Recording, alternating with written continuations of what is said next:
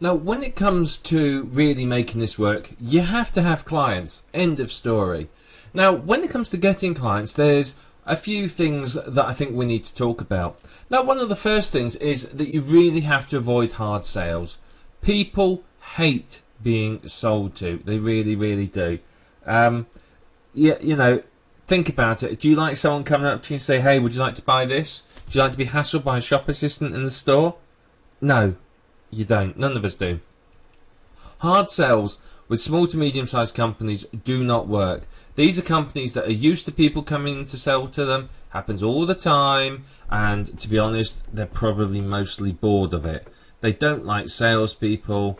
They don't like to be sold to, and you know, they feel that most people are just there to try and you know, basically get their hard-earned cash, which they don't like. So what you need to do is, when you're going to see these people, don't try to sell to them. Don't, you know, force them to buy. Try and do the close, and so on and so forth. What you have to do is you have to be a bit more subtle. You have to educate them and position yourself as their friend. What you're trying to do is not to be a salesperson, but to be what we call a trusted advisor.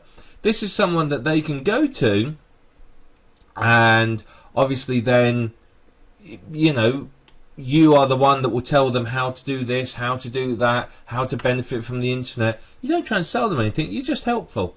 And then you can say, well, yes, you obviously you need a website, or you need some QR codes, and QR codes can do this. And because they trust you and know that you basically do what you say, they will come to you and give you the business in most cases. And you know, it becomes very, very well good for you to position yourself in this place as someone who's a trusted advisor rather than just a salesperson. And it means that you've got much more chance of people buying from you. Now, to get into this role, you always have to have their best interests at heart. It's no good you sort of saying, right, well, let's you know, get on the good side of them, and then let's, you know, rip them off for loads of money, because your business will die. You want to build something long term here, so always have their best interests at heart. And that, if that means you don't need to, you don't sell them something, you don't sell them it. They will trust you much more if you turn around and go, well, actually, that's not going to benefit your business. But if you can turn around and go, well, but this is going to do a lot better, then they'll listen to you. But you know, you've got to build this trust and this relationship up so that they will listen to you and realise that you can help them. So, you know, this is, to me, really, it's really a key for getting them to work with you. You know, you could try and go in and be one of these, you know, cool salespeople, and you know, hope for the best that they'll buy from you, but more likely they're just going to wait for you to get out the door and then talk about you behind your back. Or you could position yourself as a friend of the business. Now, I have people that do this, you know, friends that do this, and you know, they will go into a company, they'll sit down with the boss, you know, have a nice chat, and sort of, you know, be, hey, what's happening today in IT, you know, and they go, oh yeah, you know, not much really, but I have found out about QR codes, and do you know, they look really interesting. I was thinking, if you use these on your I don't know, on your advertising, people could scan the menu into their phone, and they would go, that's a good idea, and want to buy. He hasn't sold anything, he's just sort of said, oh well, you could use this, and this is how you could use it, and this is how it profit you, and they buy. And that's the way to do it. That's the way you really make some good money. Now, where can you find clients? Well, local networking groups are good. There's loads and loads of ones, breakfast clubs, business ones, trade ones, etc., etc. Those are all the sort of things that you need to look for. Any local networking group will do. To be honest, there's plenty of them out there, and many of them are very, very good indeed, and really good for you to help meet people and you know, share leads. So it's a great way to get contacts. The local chambers of commerce, most sort of reasonable sized towns and cities will have a chamber of commerce, and that's a great place to get in touch with small to medium sized companies, because you will find that a lot of them will be members, and that a lot of them will happily do business with other members. In fact, you'll find that most of them prefer to do business with other, because they know that people here trust you, trust them, and they know that they're decent people because they're a member of the Chamber of Commerce. Most people wouldn't bother to join if they're there to rip you off. So that's good.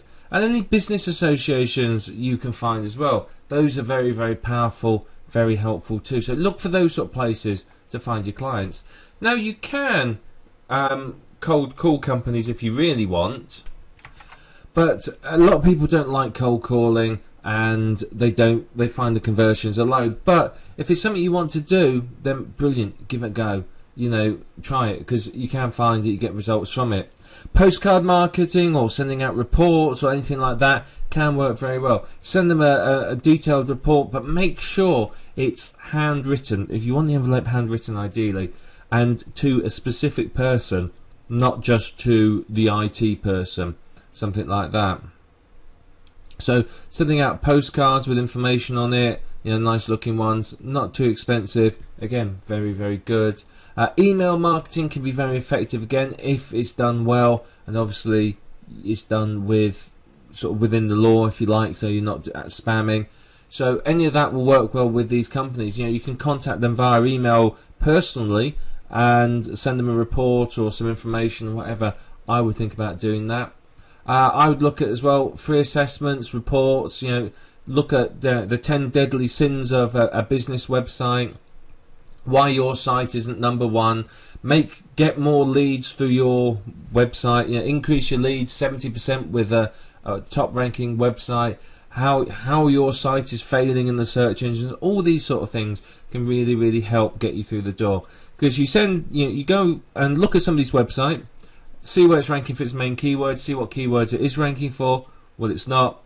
Write to them and say, right, I've just looked at your website, it's not ranking for these keywords. These keywords get so many thousand searches a month.